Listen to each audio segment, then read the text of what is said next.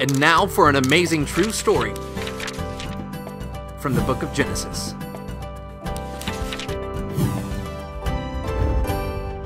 In the beginning there was nothing, no thing, just blank darkness. Until God spoke, and his voice echoed across the vast, shapeless earth. Let there be light. And there was light, and God took a long look and said, "It is good." The light was amazing, but God was just getting started. On day 2, he said, "Let's have oceans and sky."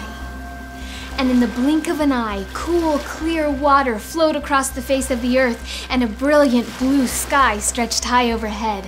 And God said, "Let there be land and plants and trees."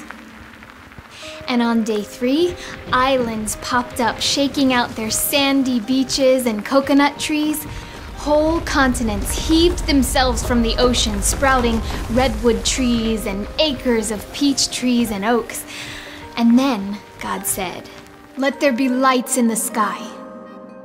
Day 4 dawned with the very first sunrise. The sun rose high into the sky and then sank into the west.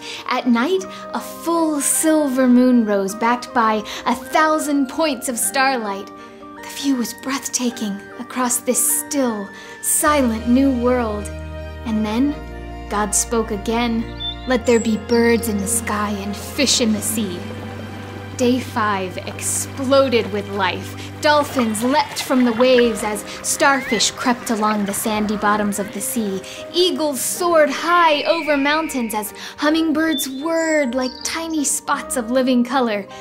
Then, on day 6, well, God created a zoo. Let there be living things on the earth. And just like that, kingly lions roared and shook their golden manes. The earth trembled beneath the feet of the mighty elephants who swung their trunks. Bees got right to work, swarming to fill their combs with sweet honey, and squirrels raced to claim the best holes for hiding hazelnuts. It was a zoo with no bars, one that was free to roam the entire earth. And just like every day before it, God took a long look and said, "It is good." But there was no one to enjoy the magnificent paradise God had created. No one to climb the trees or pick the fresh strawberries or ride on the backs of zebras or take a nap in the afternoon sun.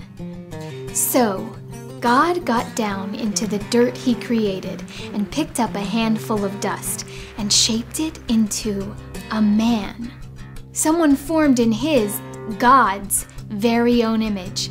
Then God took a deep, deep breath, and he breathed his very own life right into the man's lungs. God created a woman too, shaped out of one of the man's ribs. The first man and woman on earth were named Adam and Eve. And this time, God stepped back and took a long look. But he didn't say, "It is good." No. This time, he said, "It is very good." God planted the beautiful Garden of Eden for Adam and Eve to live in and put them in charge of everything. The entire world was theirs to explore and enjoy. They had everything they needed. In fact, God had only given them one rule to remember. Don't eat the fruit of the tree in the middle of the garden. But with the whole world to choose from, why should one tree matter? After all, Adam and Eve were living in a magnificent paradise created just for them, and everything was good.